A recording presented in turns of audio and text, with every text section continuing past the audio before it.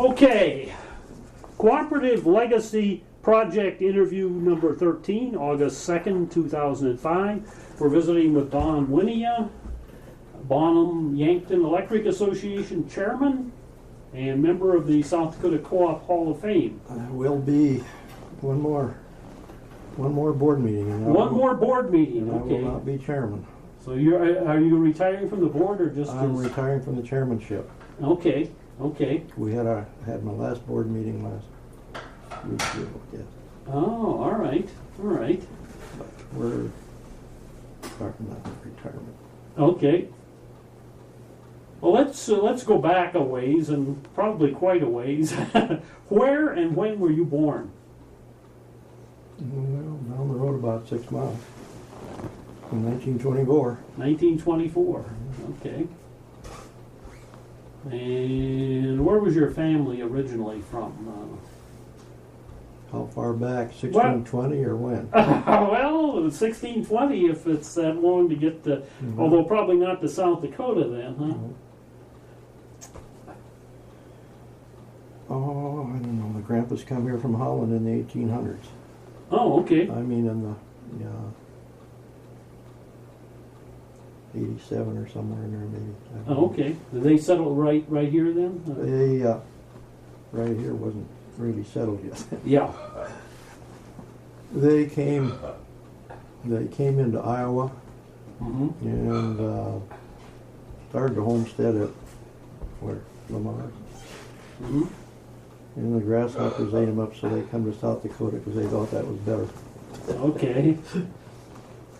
All right. What were their names? Wynias.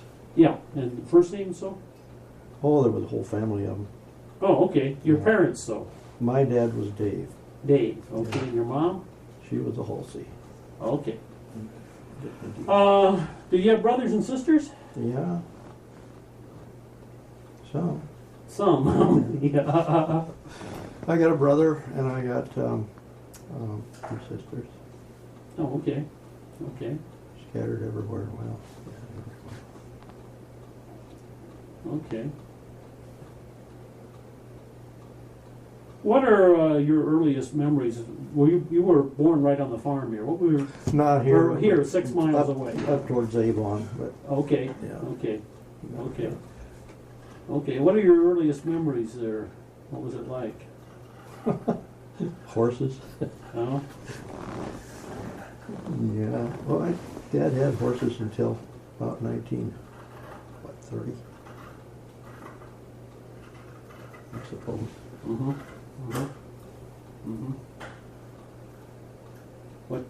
What were you raising there on the farm? Well, it was small grains and corn back in those Small days. grains Yeah. and corn. Cows and milk. Yep. Cream, not milk. Yep. Yeah. Yep.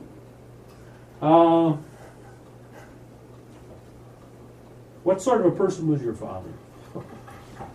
Want to talk about him a little bit? Well, he sure worked hard. And went through some awful hard times like Christmas and money. Yeah. And there was a time when $100 a year was a lot of money. Yeah. Sure was.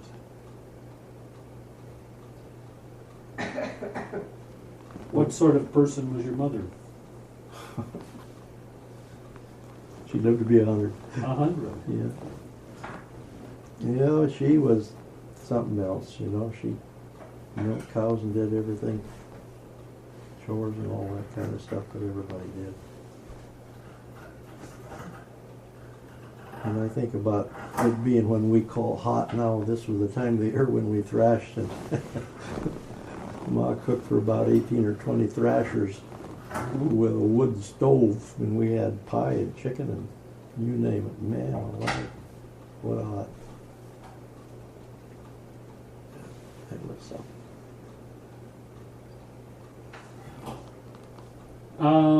Looking back to those times, was farming the only thing you considered doing when you? Not really. Did you think about doing something different? Yeah, I was looking at electrical engineering, but World War II kind of got in the road. Okay, okay. All right. Where did you go to school at? Is there a country school around Down here? the road, mile and a half. Yep, yep. What was that like? That was great.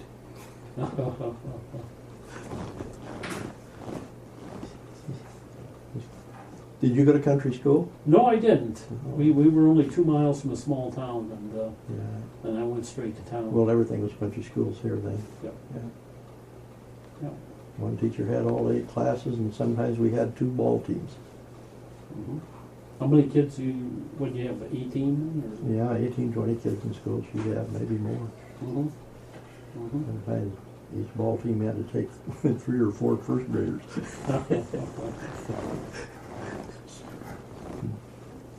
And this was like first grade through 6th? 1 through 8. Through 8. Yeah. Then high schools were the local towns. Mhm. Mhm. Mhm. Was your family involved in any organizations or cooperatives around here? Oh, Dad was a union member. That's about all. Yeah. Mhm. I remember when that Farmers Union station was built here in town. I was in grade school, but I remember. Okay.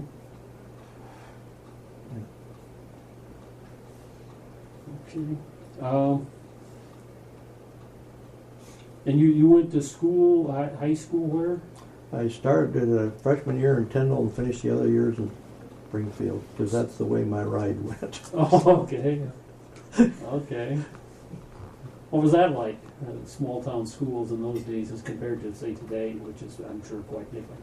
Well, high school was high school. We had all the courses, and like they got now, chemistry and sciences and all of it. Mm-hmm. The biggest thing we didn't have was buses, and there was football was on Friday afternoon. Wasn't every damn night of the week. Mm-hmm.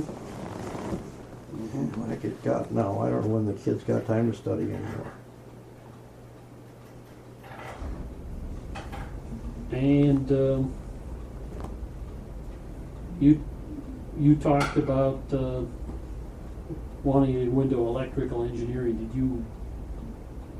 Got one Did- year, did one you- year school down at Southern, which would have been pre-preparation, you know. Oh, okay, okay, And that's now a pen. yeah. Yeah. And where did you meet your wife at? Well, church functions. Church functions. Okay, right around here. And you've been married how long? Well, 55 years. 30 of them were pretty good. Okay.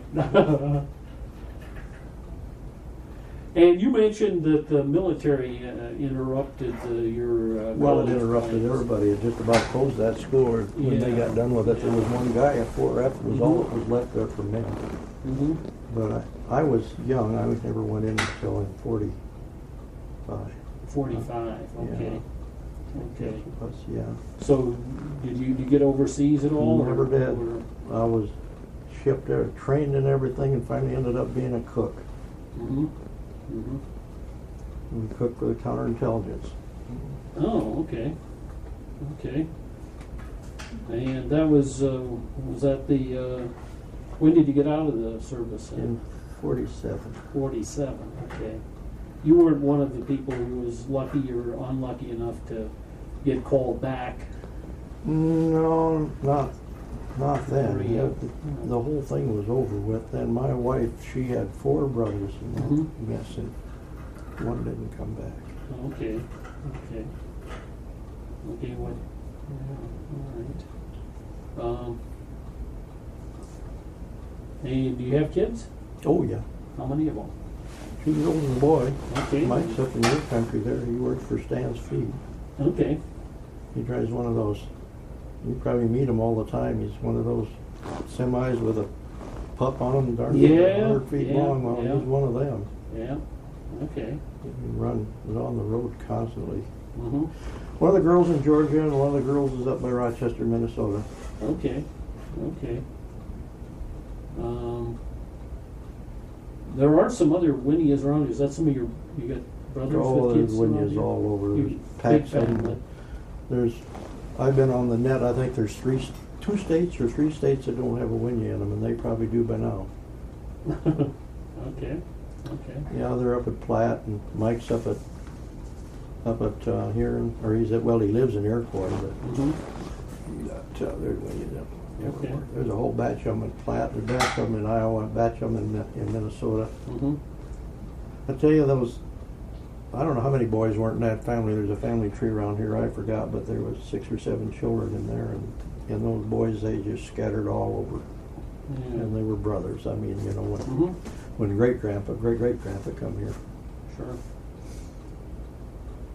So how did you get involved with cooperatives? You mentioned that your dad was a member, Well- when the co-op was built at Tyndall. Well, that's a lot of years later. Yeah.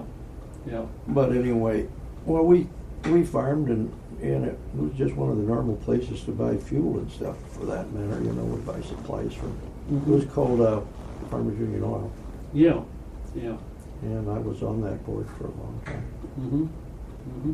What was it that attracted you, to cooperatives as opposed to other businesses? Oh, at the time, not a lot. Just her brother drove the fuel truck. Oh, okay. So there's always Yep. different reasons. Yeah, there was. You're currently serving and have for what? Is it? Somebody said 50 years, but I'll finish It's 49 here in a couple weeks. Yeah. Serving on the Bonham Yankton board. When were you first elected to that? 49 years ago. Okay. I suppose that'd be 78, wouldn't it? Yeah, Yeah. 78. No, it's before that. Yeah. Must have been 50s. I I think don't it says know. 19. I think it I says. know if this is the 49th year. Yeah. Let's see, what would it be? It'd be 57, wouldn't it? Mm-hmm. That's what it. I think Yeah. that's what it says in the Hall of Fame thing. I don't keep track of that too close. You probably certainly remember when you didn't have electricity. What was it like getting electricity here? Well, we had electricity at home when we moved up to Springfield Dad moved there in 1942. Okay.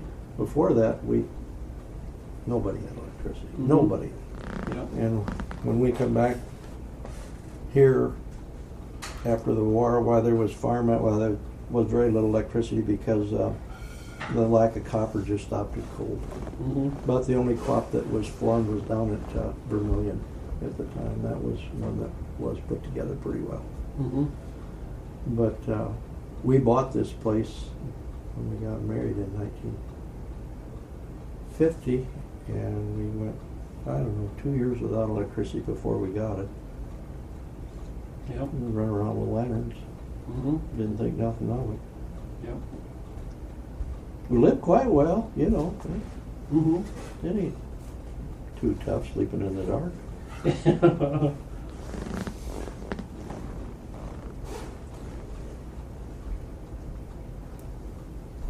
And when did Bonham Yankton get electricity to the folks around here? Oh man, That was obviously it's at least 62 or 3 years ago. I'm guessing. Okay. How would I be able to tell you?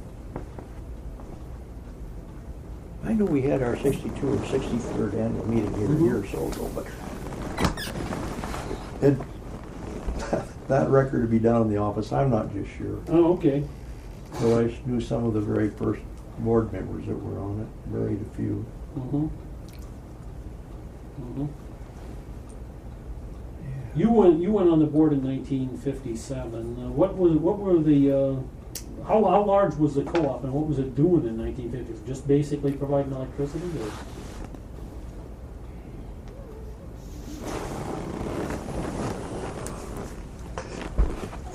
It hurts when I get up.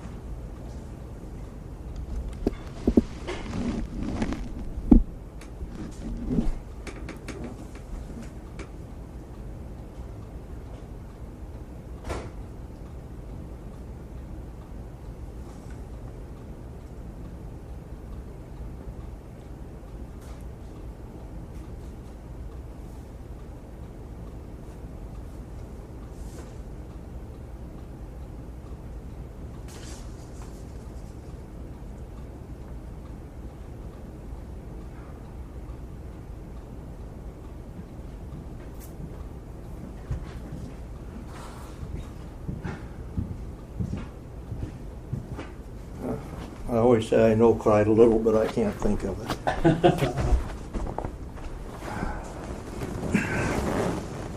Maybe this thing will tell us.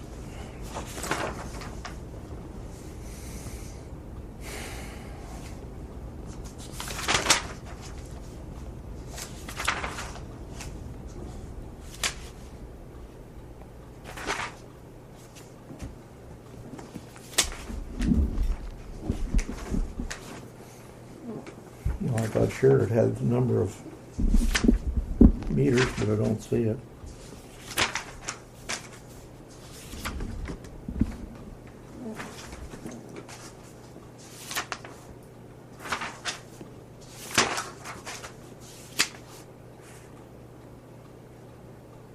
You know, that'd be an interesting question what they had back then, because it grew a lot. Mm-hmm. But I don't know. I'm going to find it.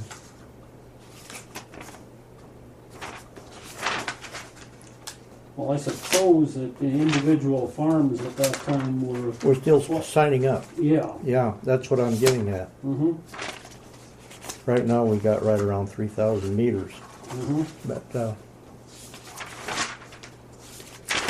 and some people have got 2 or 3 with water and so forth, you know. Just thought for sure that they'd have the number of.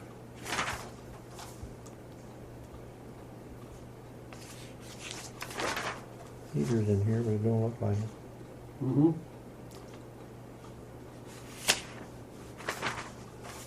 We can see how many kilowatts they sold here somewhere, I bet.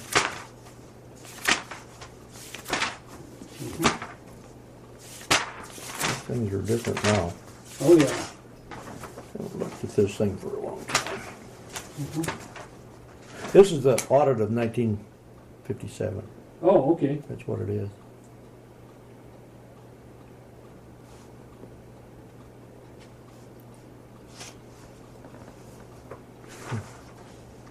The thing that's interesting is how we sell as much electricity in a month as they used to sell in a whole year. Mm. Well, a lot more things on farms to consume electricity today. Oh, yeah. This ain't gonna give the kilowatts at all. Gives the dollars they took in, but Mm-hmm. maybe this other don't either, I don't know.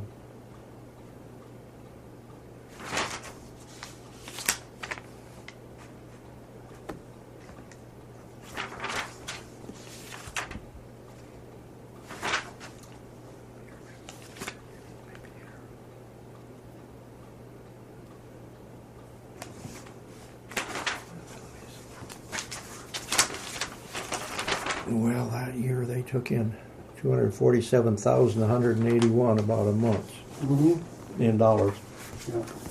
And last year we took in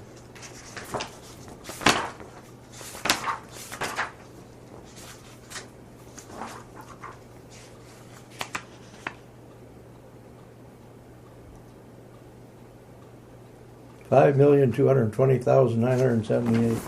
Oh, that's a lot of 10 growth. times, ain't it? Yeah. Yeah, she's growing pretty nicely. Mhm. I was thinking that this thing had it, but it's in our other reports that we get in our Okay. 7. Okay. Mm-hmm. Okay. So what were the issues that you were facing back in the late 1950s as far as the cooperative was Well, concerned? just like always, being able to get your loans, because we started out with $5 a member, Mm-hmm. Mm-hmm. and that wasn't very much equity in a business that was worth in 1957.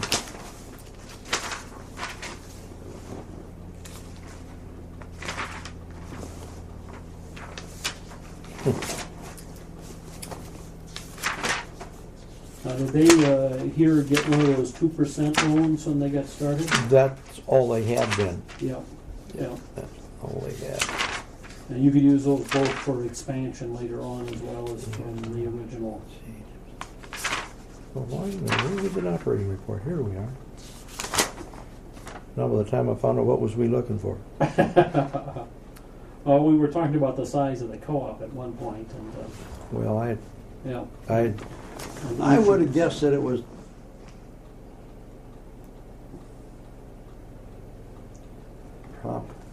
I wouldn't dare say. The number that kind of sticks in my mind, it probably wasn't much bigger than 1,100 Yeah. meters, but it must have been close to 2,000. I really don't know. But Mm-hmm. there was people coming on all the time first. Sure. Even, in 57, yeah. Mm-hmm. Were there folks around here who didn't sign up initially because they didn't think it was going to work? Not too much. People were pretty eager for electricity. Yeah. And not much of an investment to get. Well, included. no, they did $5 membership, and you were signed up, and then they'd bring it to your door, and then you had to electrify your farm. Sure. And there was businesses here that were in wiring. There was 2 or 3 outfits, Benny's, and I can't think of them. There was about 3 big ones. Brat Miller. And Benny's was out of Yankton, but Brat Miller was out of Tabor. And there was a bunch of some more. Mm-hmm. And they were wiring farms year round. There wasn't a wire on this farm when we bought it. Yeah.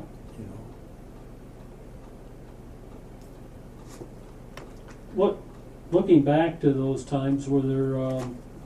You want to talk about some of the people you worked with? Are there any people that stand out in your mind that? Well, yeah. In our cooperative, Bill Robbie was one. Mhm. Have you ever heard that name mentioned? Sam Ulrichsen was a powerful man. Art Jones.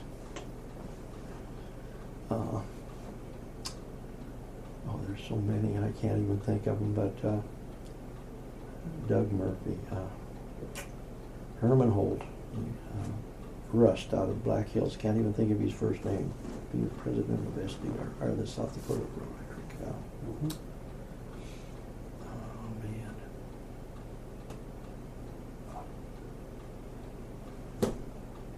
There isn't so many particular ones, and yet there were some driving forces. Art Jones was terrific, and he died with no mind at all. I remember the last trip we made back from Washington, and he didn't know where he was. His wife was with him, and she cried and cried.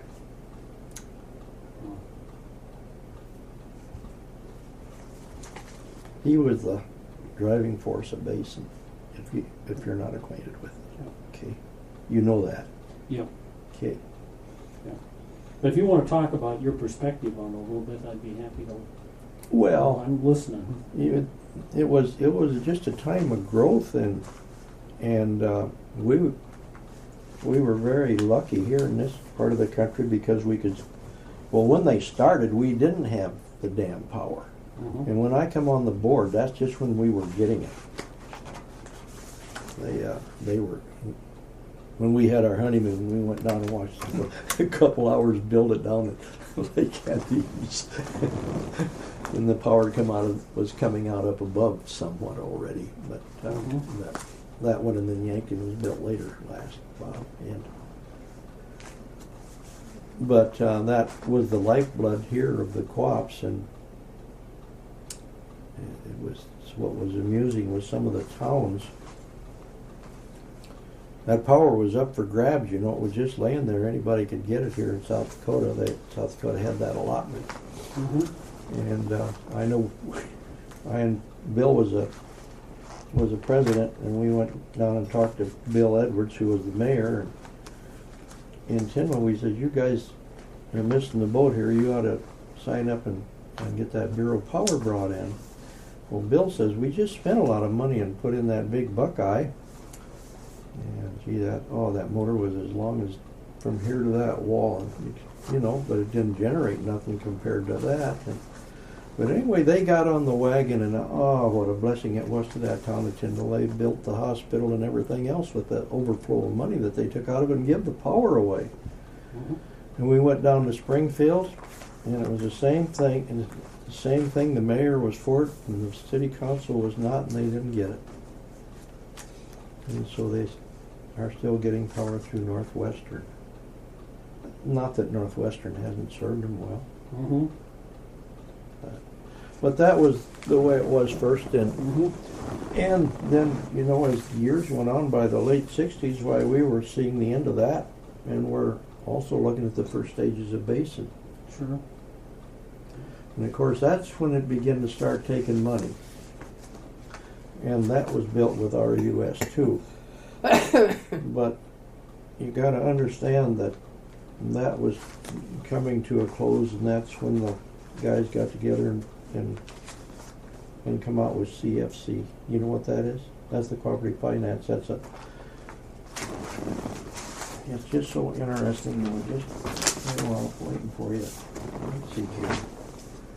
CFC's Patridge retirement this year. Let's see if I can find it in here. They retired 71, and of course that belongs to all of the rural electrics that belong to it.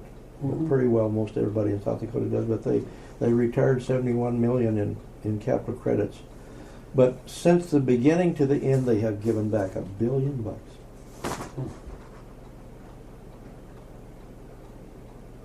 You're welcome to read it if you want to. Giving back $1 billion.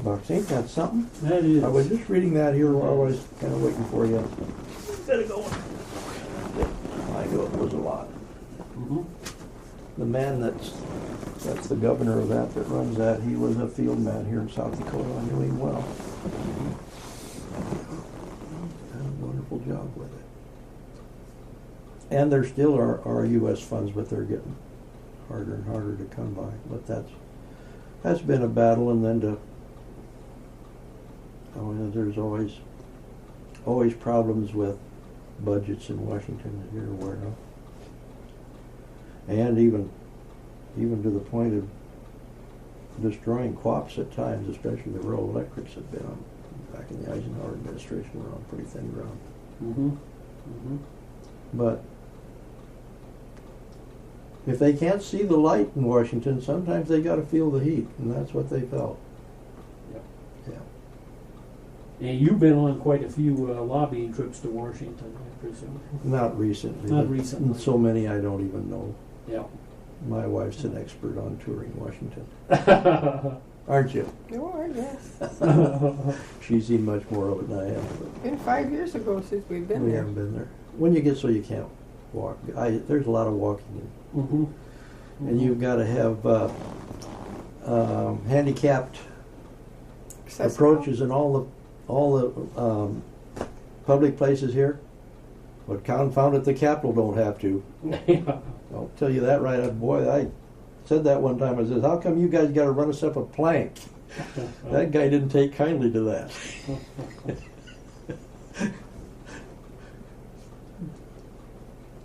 So what kind of issues did you lobby on when you were making those trips? You mentioned Basically, it was always keeping the cooperative program alive, Mhm. and the lifeblood, of course, loans and is money. You got to understand that cooperatives are cooperatives, but a rural electric is a utility. And why is not the right way to say it? There is no reason for any one generation to completely own a utility. Mhm. There's always should be debt on a utility. You follow me? Yep. Because that is the way that it passes from generation to generation, because we have equity in there, and when we pass on, where that equity comes back to our family in cash, it always has. Sometimes I get a little scared of some of the things I hear nowadays about what we should do with all the money we make, but management sometimes gets a little greedy. Mm-hmm. There is nothing more dangerous than a successful co-op. Believe me.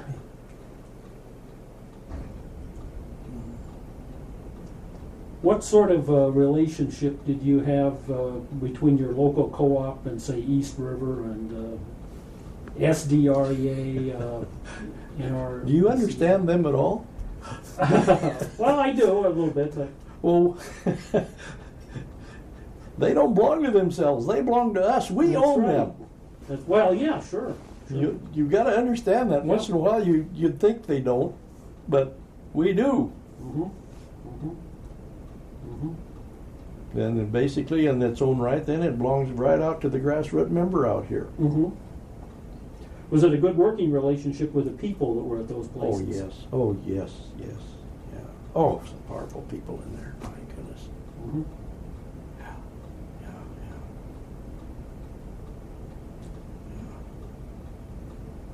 Yeah. You talked a little bit about the threat to co-ops during the Eisenhower administration. What about the relationship with the federal government? That's kind of an up and down situation, maybe? Well, it makes a lot of difference who they used to appoint for the administrator of a particular thing, and he doesn't necessarily have to have a rural background. Mm-hmm. And of course, that's coming down from the top. It's a feeling, but you can get that feeling today listening to him appoint the member to the United Nations here, and the president went around him today and appointed him, Mm-hmm. and that pisses me off. If he can't satisfy Congress, he don't belong in there, Yeah. because the people in Congress are our representative, and if they don't agree with it, then we aren't being represented, are we? And we've got some things that scare me to death. I run a shop out here, and we get parts. Our country don't make nothing anymore. All the parts for we deal, but it was true when we was farming too. It had already started, but we deal mostly with small engines, because I can't stand up and work on a big one. But parts are all coming from China, and we went through that before they. Like International and John Deere and all those people, they come from Canada and they come from Mexico and the Lord knows where now. I don't know, because I'm not in that business anymore. But we don't even make steel. We don't make nothing. Does that ever scare you? Yeah. Globalization. Let me tell you, shut that thing off. We're in a war now. I shut it off. Okay. This doesn't have anything to do with the co-ops. We're in a war. And in World War II, we're getting gypped outpriced on gas. Gas just kept going up, up, up, up, up. You know how they control that in World War II? Price controls. Well, you had to have a card to buy any. Yeah. Mm-hmm. And you couldn't buy sugar, and you couldn't buy this, and you couldn't buy tires, and you couldn't buy anything, but everything was stable. Mm-hmm.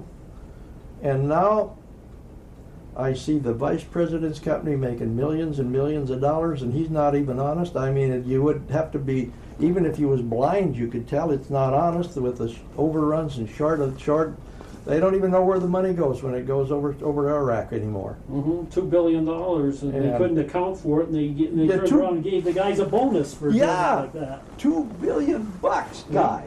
Yeah. You're an old editor. You know, isn't something terrible wrong? And what's wrong with our news? How come our news people aren't on the right wavelength?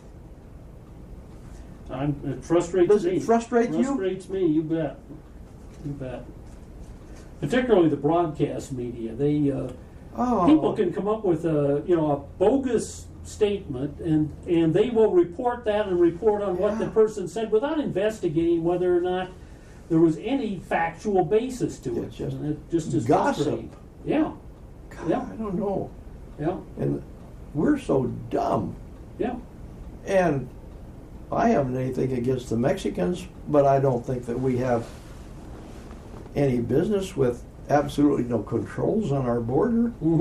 And the news said at noon the Mexicans don't stop in California anymore. They're going clear into New York and clear to the Canadian border. And they're the Well, they'll be largest. here. They're the largest growing thing there is. Yep. And I suppose that you already know that they're already getting Social Security benefits for families and stuff. Yep. And they say it's going broke. And who's? I don't know. Sometimes I'm glad to be old. It's really kind of frightening, though, isn't it? Yep. Yep. And we're losing our rights. What right does the president have to make that appointment? I mean, that's a basic right of the people. I don't have the right to do it, but my representative does, and he stole that from him today. Yeah. And it goes on and on like that, and it just gripes me. And I've been in Washington, those yellow-livered suckers, used to be able to go down there, and we could go, back in the 40s, I was stationed in Baltimore, we could go into any building on Sunday, any day, the Washington was wide open, you could walk into anything. We was at war then. And today, if you go down to the Department of Agriculture and you don't have an appointment, they'll chase you off the doorstep. Yep, I've been there. And when you go in there, there's a door every 8 feet, and there's a monkey back at every door. And they don't know what the guy in the next door is for or what he does. I have just plowed under in that town. Yep. Yep. I don't even want to go back because I've seen it deteriorate. There's a whole underground city there that people never seen. And I used to take the new board members. You could go right down, take the elevator right down to the bottom of the Capitol building, walk out the door, walk across the street underground, go to the Library of Congress, and go to any of the Capitol buildings. You could ride a train if you wanted to, but you didn't have to. There was more tunnels and everything, and there was a whole operating banks and drugstores and everything else underground there. I'll bet you can't get there anymore. Well, there's a few of those places that are still open, but you have to have a staff member to go underneath the Capitol. Now you have to have a staff member along with you. I know it got that way the last time we was there. Although I knew what elevator to take, nobody stopped us. But we were in there with a group of Farmers Union members on 9/11. So. Oh, I remember you were there. Yeah. You were with that group. Yeah. We had about 35 South Dakotans. I remember that. Very good. Knew some of them. Yeah. That were there. Yeah. Frankie was there. Yeah. I don't know. How are we ever going to get out of this mess? Why? I haven't got a clue. I wish I did. I know how we got. I know part of the way we got into it, and we could have avoided. With executive officer, with an executive, which I don't know how he acquired that. I always studied it back in the 8th grade when I was in country school. That Congress was the only one that could declare war, and we've had several presidents do it, and nobody's ever said a word, and I haven't either. But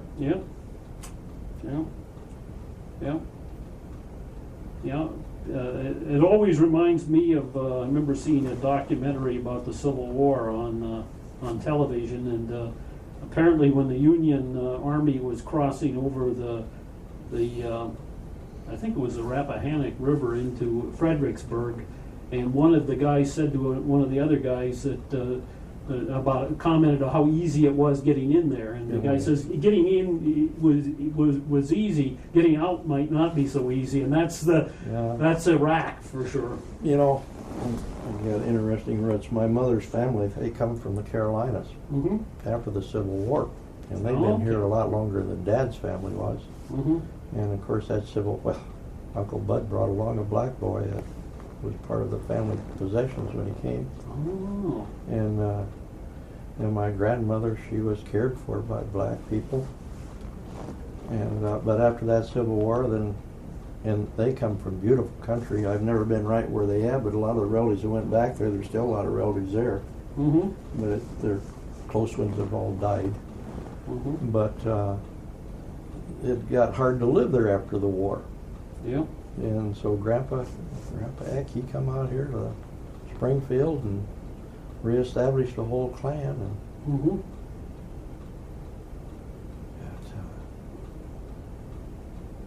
And when I was in the service, why, that was an interesting thing. Those Southern boys were still fighting the war. We were always Yankees. Yeah. Yep. I remember a story I heard when I was in college that for anybody else in the world, everybody from the United States is a Yankee. Yeah, I know it, but that's not really true. And if you're from the United States, a Yankee is from the North. Yeah. And if you're from the North, a Yankee is from New England. Yeah. And if you're from New England, a Yankee is from Vermont. Yep. And if you're from Vermont, a Yankee is a guy who eats pie for breakfast. I hear you. Well, that was a Southern thing. That's something that was like on Grandma Halsey's table. There was always cornbread, and there was always apple pie, salt pork, and nobody could cook up a churn of salt pork like they could. Man alive, that ham was good. You can't buy it, or nobody even knows how to do it anymore, I guess. That's let's see. Politics. But hey, you know, those are the things that's ruts too. We act like there's no end to money in this country right now, and you know, someday that's all going to come due. Yep. And we comes back to what you were talking about with the war situation. We're supposed to be making sacrifices, and instead we turned around giving tax breaks to there aren't any. Yeah, the rich folks. People. Yeah. Yeah. I don't know. Of course, compared to when Dad was first starting the farm, we're all pretty well off. Yeah.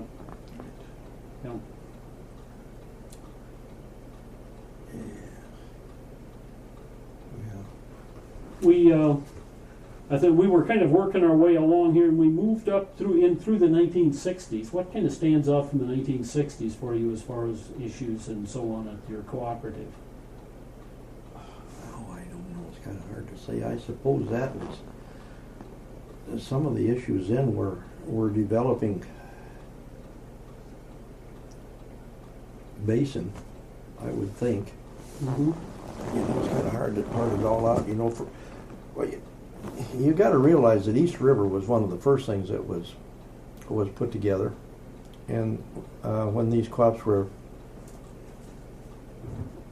first organized, like Bonham Yankton too, they bought their power from, I guess, Northwestern or somebody. I ain't even sure who it was bought from, but anyway, it wasn't a good price. And of course, as the WAPA, Western Area Power, it wasn't called that then though. What was it called? It was Corps of Engineer Power. Become available, then we needed a better way to get a basis for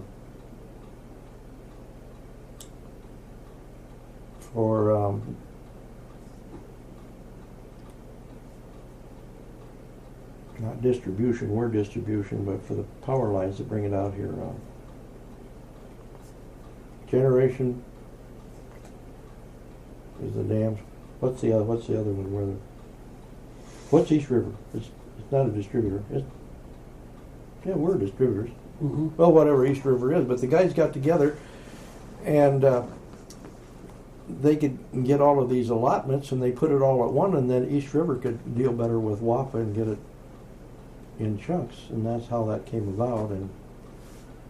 And East River and West River, there's always been a river between us in our state, but they always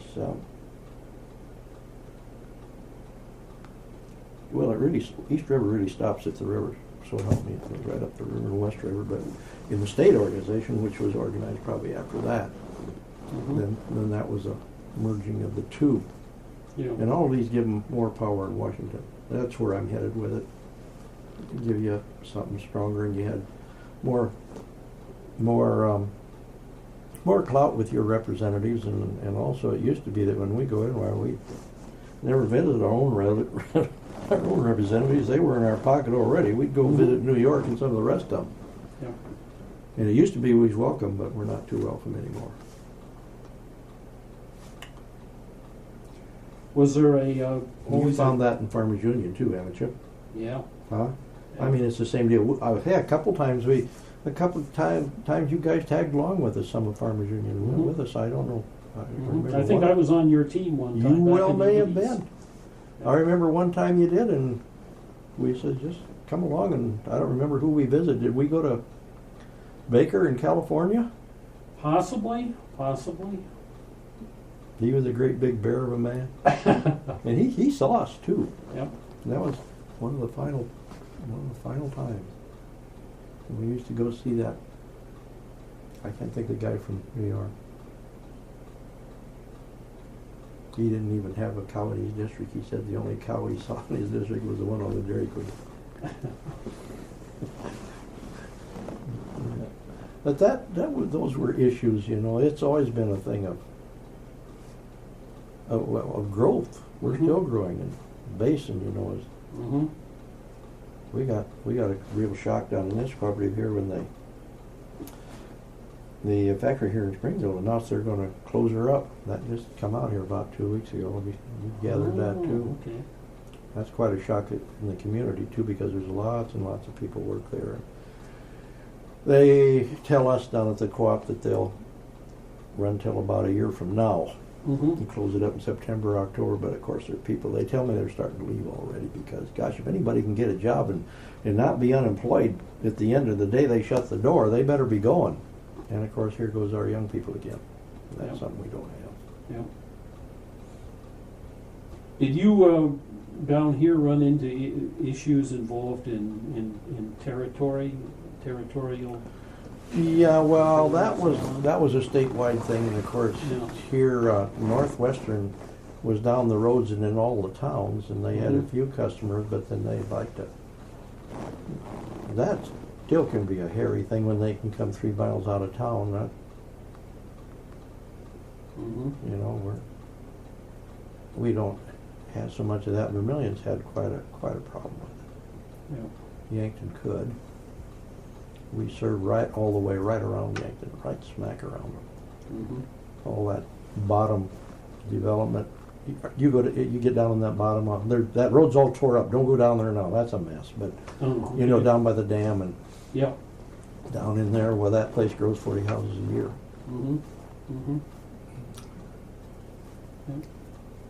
But the factory up here was a huge user. Was that in kind of rural areas, so you didn't have to fight over it? They wanted us, Yeah. and Northwestern, they're right on the edge of town, and Northwestern let them have it. I don't recall that even had to go to CFC. There was some argument about it, but that's been there over 30 years already. But they use as much power, you know, in a month as our whole property did when it started by themselves.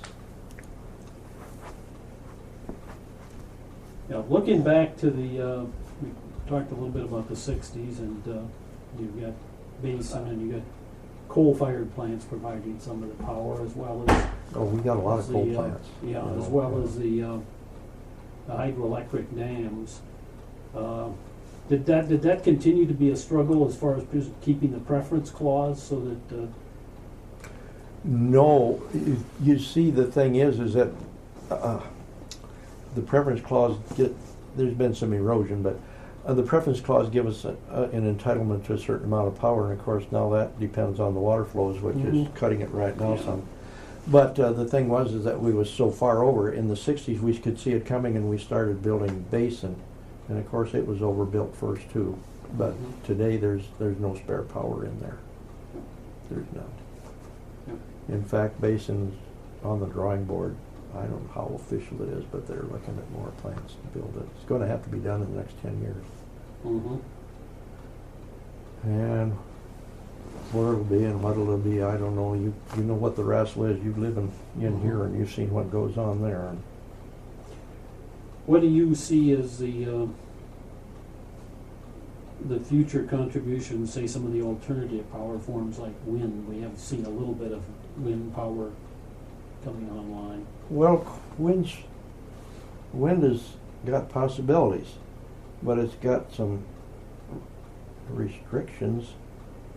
You know, if the wind was blowing today and everything was running on wind, and tomorrow the wind didn't blow, you would have to have just as much generation that you distributed plus the heat and everything, and you got to pay for that anyway. And so if Bonham Yankton itself, it isn't, I'm not saying it's not feasible, but right now it's not practical because when we borrow money, and when Basin borrows money and it goes all up the stream there, we have to agree to patronize each other. There's patronization contracts that we will take so much power from them, and how we will deal with it all. And so Basin has to build for the day that the heat goes way up and not run out and all that kind of stuff.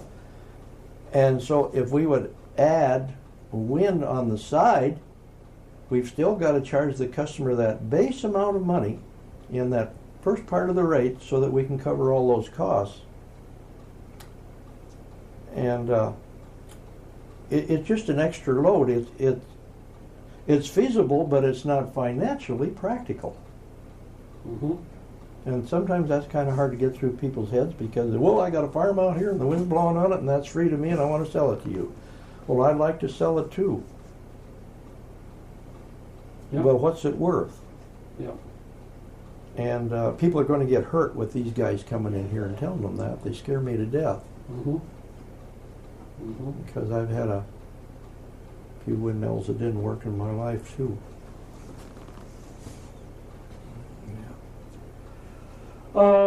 We talked about the 60s. What about like the 70s and 80s? Did the issues change over time? You're looking at the Carter administration, the Reagan administration? Yeah, issues never change. It's just a thing of growth that grows with it. The needs never went away. We've never done anything but grow. Yeah. You know? Yeah. And, man, how would we live without electricity? I tell you what. It used to be, you know, that people... I can remember one time we had a storm go through here in the summertime and we were without electricity for, I bet, 10 days. I was on the board. We had very little complaint. Boy, if it's off an hour now, you get your head chopped off. Yep. And I don't know, it's a thing with nature. You go over, where was that the other day? Where that storm went through and took them out, they figured a week. It's over in your neighborhood somewhere. Yep. Up toward Aberdeen. Yeah. All county up in Somewhere in there. And that's a hard issue, but Yep. you know, electricity, and we always kept quite a few cattle, and boy, that water can be a real issue when things get hot. We're here on the end of the water line, and they couldn't supply us in the summertime. I used to stand in the tank. We had an irrigation well over there. We used to haul 40,000, 50,000 gallons of water a day. It's not hot. We got to have it. Yep. There's been, I guess, what you might call a broadening of services provided by the co-op down here. Do you want to talk about the process of adding those additional things that weren't necessarily simply the delivery of electricity to the farm or to the customer? Well, I don't know. It's a, if you're thinking like the cost and how it's done, like see, East River owns the substations. Mm-hmm.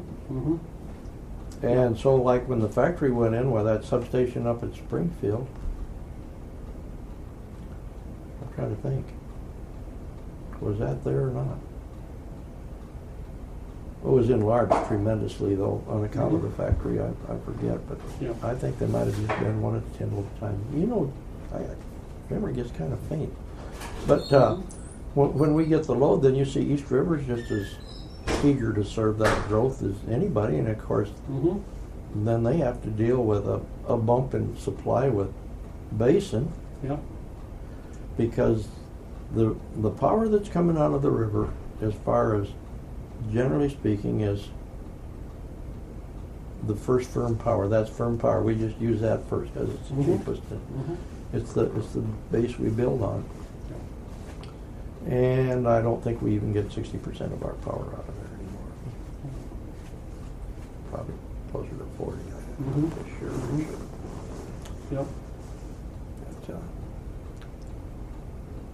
But your the co-op does do some other things besides electricity now, don't you? It seems to me like I remember reading. well, that. we have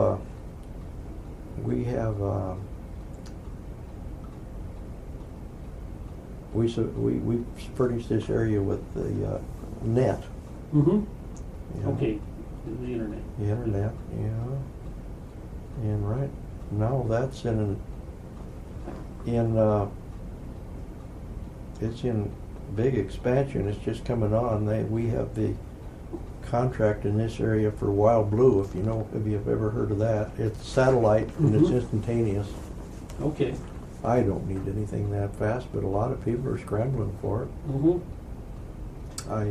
There's a tendency to have a shorter and shorter people span of patience for can't sit there and wait. access to anything. Yeah, it's. Well, I guess it is instantaneous. Mm-hmm. But we've got that, and also Firewire or whatever that is where that was faster too. But that's already outdated with the other, I believe. Mm-hmm. But it'll come, I suppose. We probably for a while, I don't know, looking down the road, who knows? We'll probably have both for a long time. I'm satisfied with what I got, but I got time. I don't dig into it a lot. Although when I want to know something, I can find it in there. Was that a easy decision for the board to expand into that area or not? Yeah, nah. Well, it took more. It might have evolved over a whole year. Whether you wanted to get into it or not, Yankton was close and they had it, but our customers couldn't get it. And of course, then you have to have at that time it was a thing of telephone lines and costs and whether it would work or not.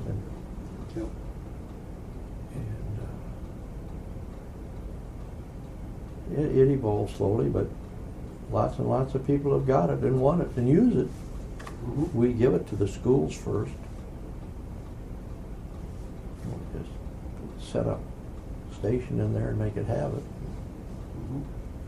And I suppose we did it to ourselves, but anyway, the kids caught on to it real quick. It's amazing how quick kids can catch on to that. Yeah. Little kids are smarter than their parents. And I can imagine in the printing industry what a boon that was to you. I understand it quite well. You type it up and put her in I don't know what you soak it in, but you can put her on the press, right? Yep. And, when I went to college, they still showed me how to, although nobody was using it anymore, they still showed me how to set type by hand. Linotype. And then the linotype, of course. I can remember the old editor here in the Tyndall paper. He had it parked in front of the window of the print shop. I mean, where the Tyndall paper was, and he would sit there sometimes half the night there, setting lead. Mm-hmm. Good night, and that goes back a long ways. But what a boon that was to the printing industry. Oh, yeah. Yeah, it doesn't cost near as much to get into it now. Goodness sakes, I probably could put a newspaper out here in my office and I ain't got nothing easier than he could, but Yeah. we got, I guess I got 2 or 3 computers, I don't know.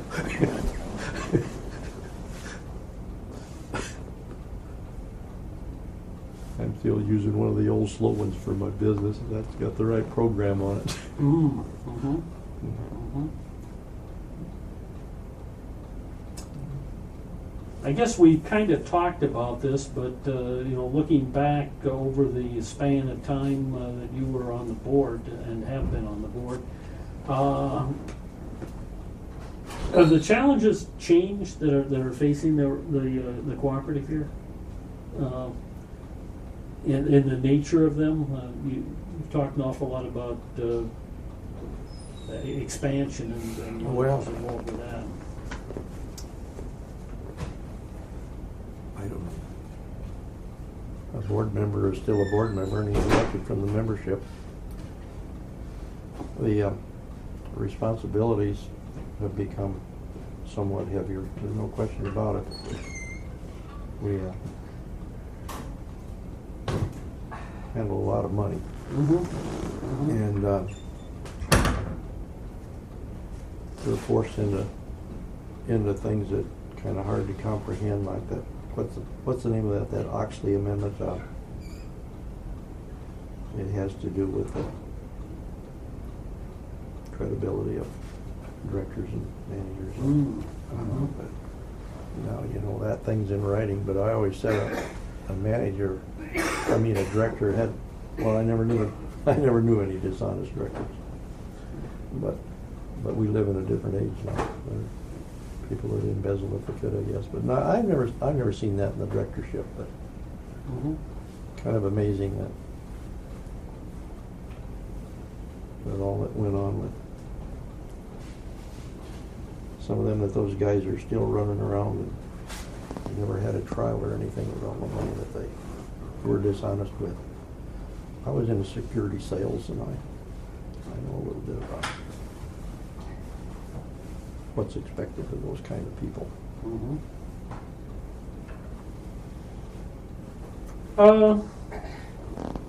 Let's talk a little bit about some of your other cooperative experiences. You were a member of the board of the Farmers Union Oil Company at Tyndall for a while. Yeah, quite a while, I suppose. You remember roughly what years?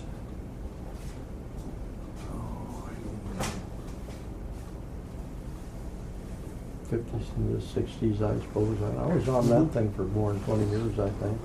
Okay. Yeah. I don't remember something like that. Probably in the 70s. What happened to that co-op? They went through some. Turn that thing off.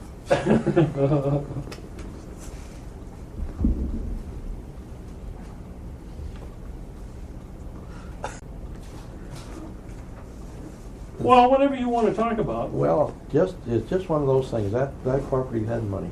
Yep. And we had a couple management changes, and somebody come in there, and he was just in too big a hurry, and he put in feed, and he put in hardware, and he put in a bunch of things. There was already feed stores and hardwares in town, and the first darn thing you knew, their money was gone. And the first thing you knew, they had accounts receivable that got away from them, and pretty soon they were broke. And it was just like that, and the old board had kind of died off, and scares me to death to think about it.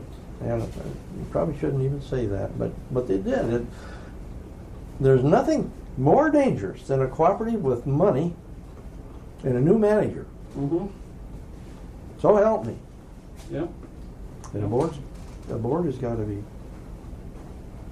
very vigilant, because it's nothing like success, but he can leave and the board can't.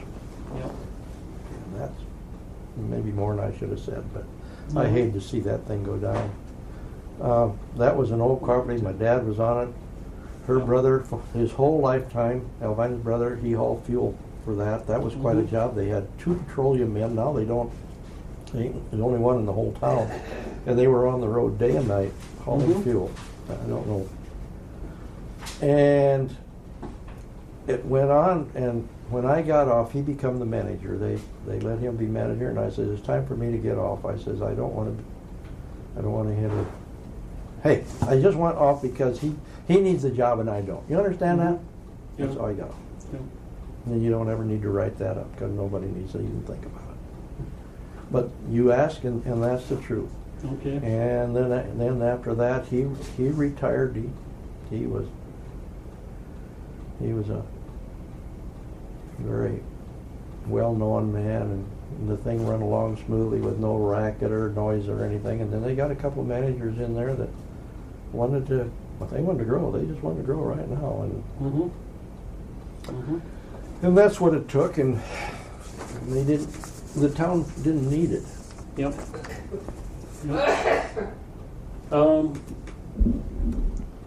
Getting to my next question here. You are, or at least it says in your summary in the Co-op Hall of Fame, that you are an incorporator of Co-op Incorporated. Would you like to talk about that? That's the elevator in town. That's the elevator. Yeah. When did that get started? Was it? Well, it started in the 50s, Okay. 60s, Okay. 60s probably.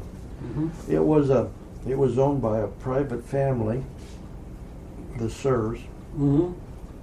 and as happens, the younger people weren't particularly interested in operating it, and Yeah. the older people died off, and pretty soon it come up for sale. And some of the Farmers Union people were really involved in helping promote that. Mm-hmm.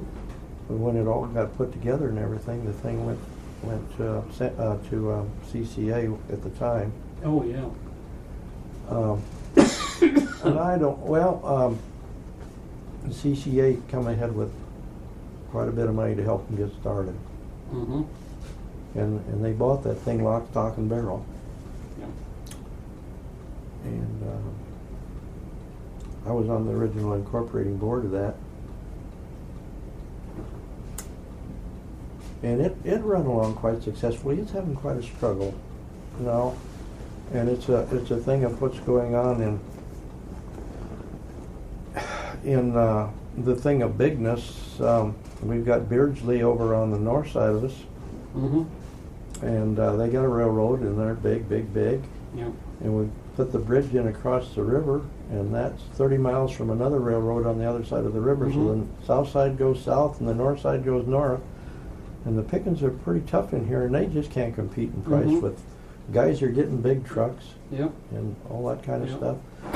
And I hate to see the thing go down. It's had some problems. Well, management can't make it fly, and they get discouraged and get a better offer, and the manager ain't going to stay in a Yeah. thing that ain't making any money. Yep. So they've got a manager in there that's managing both Springfield and Tyndall. He seems to be doing pretty good, but he's got a hard road to hoe. And it's just, I just understand it perfectly, you know. Yeah. And I don't know what the future is. They were. They used to handle lots of fertilizer. We were the first people to bring fertilizer in here, anhydrous and all that stuff. Mm-hmm. And now they've even got sold out the anhydrous equipment and got completely out of it. And with things like they are, I don't know whether that's dumb or smart. Anhydrous was powerfully cheap fertilizer, but with the price of propane anymore, it's not. Yep. I don't know. I'm glad I ain't farming. Yep. Yeah. Yeah, it is not easy out there. We tried to get the boy started here, and we could make 2 livings out of it. Mm-hmm. He went up there and he worked for some of them ranchers for a couple of years, and he started working for Stan. And he says, I ain't crazy about the job, Dad, but he says, I've never made more money in my life. And you wait all the time. Mm-hmm. Stan give him a new truck Be 2 years in October. And brand spanking, and he put the first mile on it. And the other day he had 200 and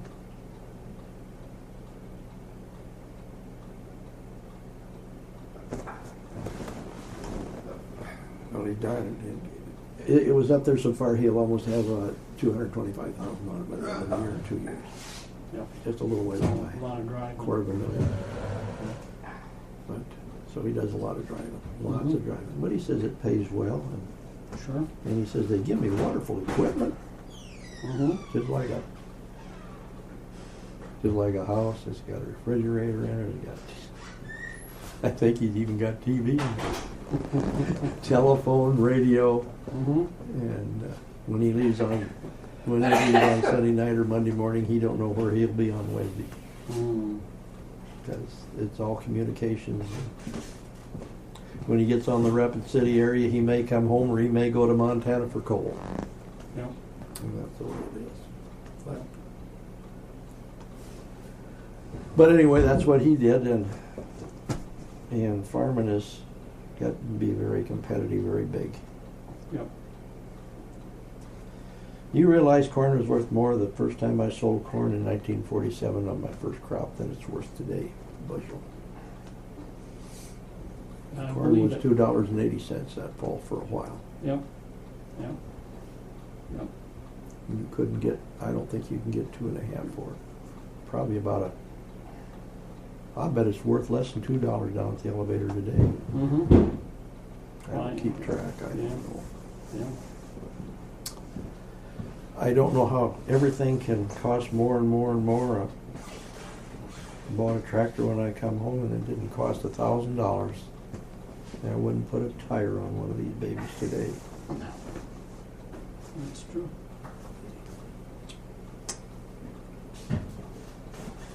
As you're leaving the Bonham Yankton board, what kind of advice would you give to somebody who was coming on the board to replace you? I'm assuming maybe you will give some advice. What will you tell Well, they're going to learn. Well, I don't know about advice. There's a lot of guys that come on the board. I think the members of the board always help the new members to understand. I mean, the advice kind of comes in the concourse of the board meetings.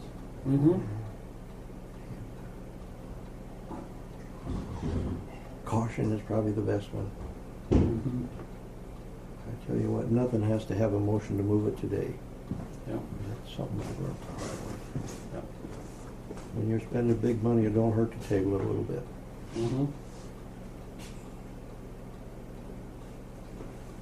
And locally here,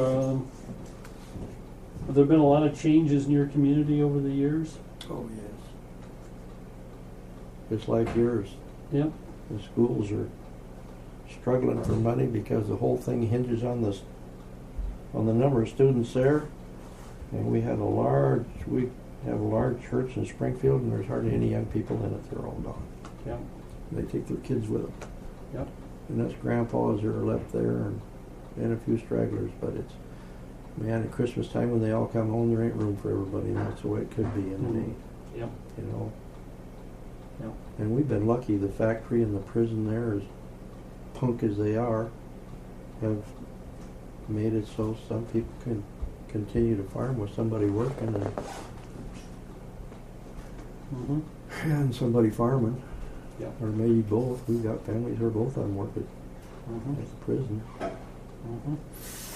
Prison is quite a thing. There's over 800 men there. Yeah.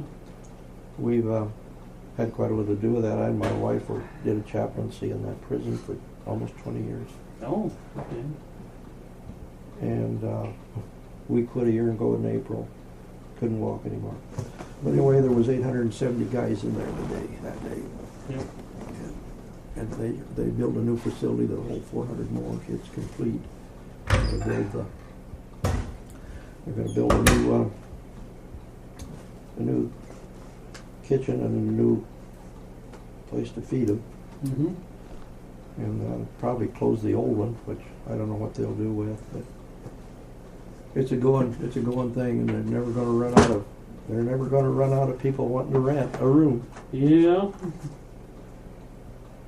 Yeah, they don't usually do comparative shopping when they're going to be. It don't take much to get in there, and it takes quite a bit to get out. There's Yeah. some people in there with 5 or 6 DWIs, and they got quite a sense.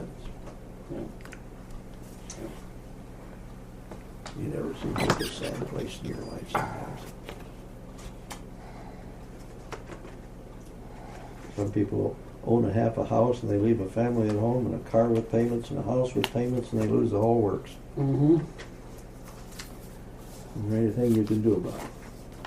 Or they can do about it? Yeah.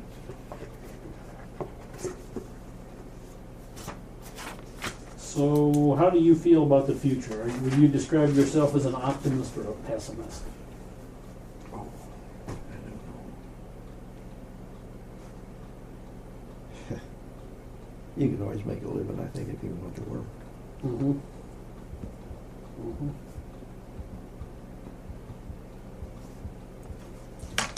I tell you,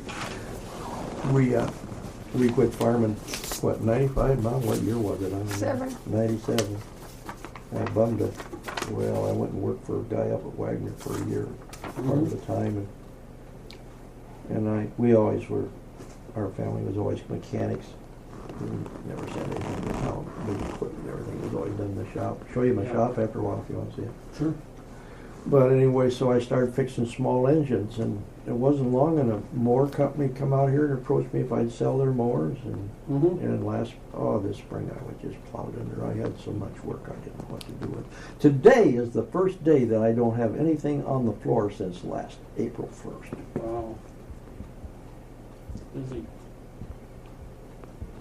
And I could go to town and pick up a couple, I guess.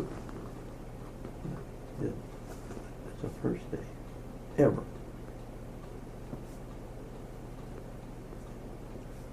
So you can make a living, I guess, if you got a talent. I don't know. Mm-hmm. Do you see yourself as retiring?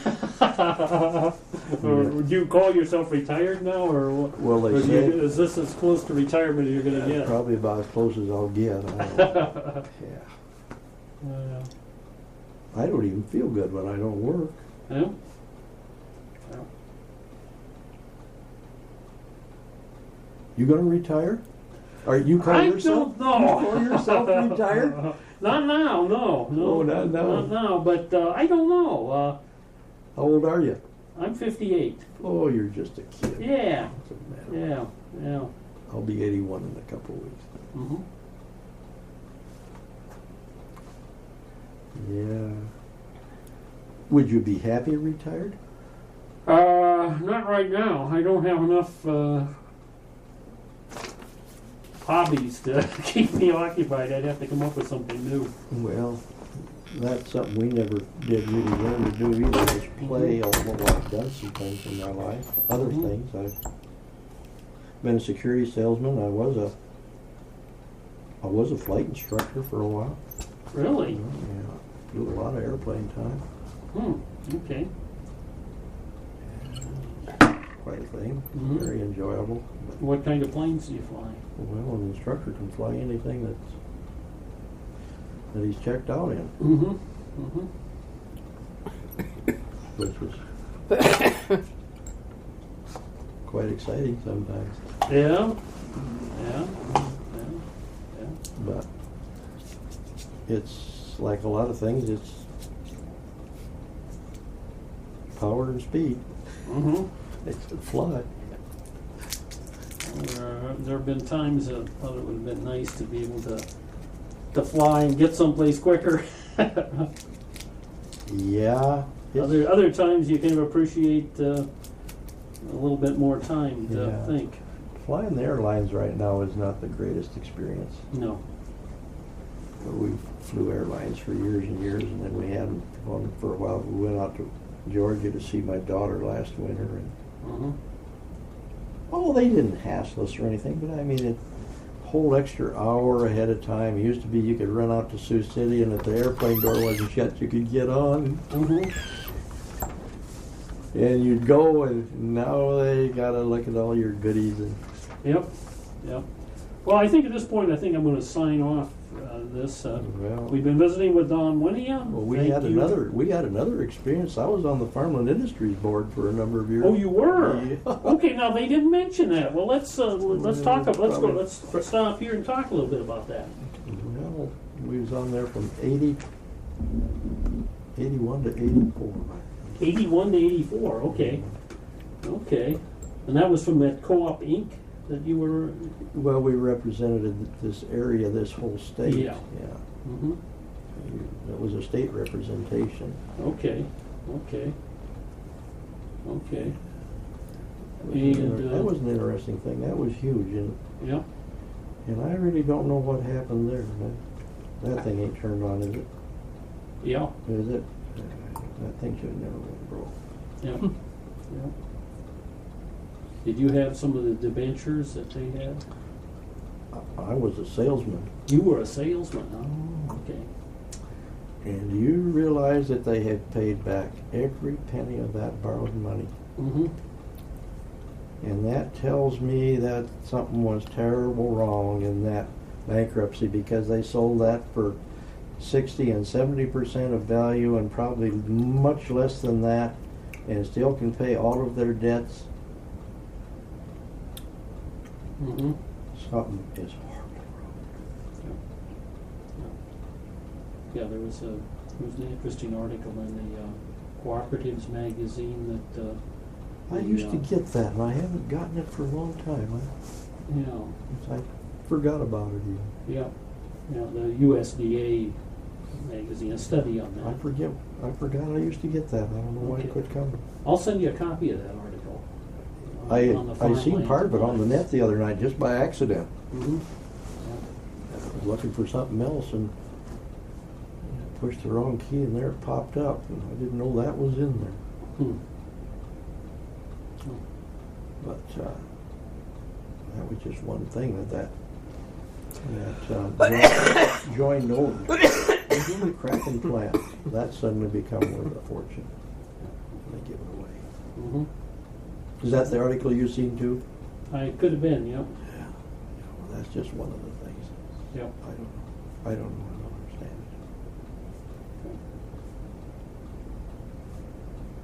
I don't understand it. It was a big operation they had holdings all over the world. Yeah. And some of them weren't too great, Mm-hmm. even then. Mm-hmm. Yep. But they weren't really valueless. No. No.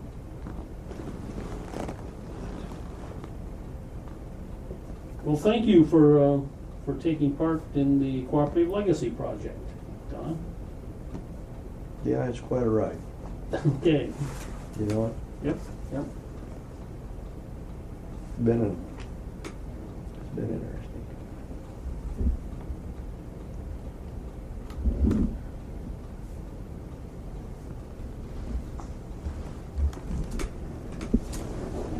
One of you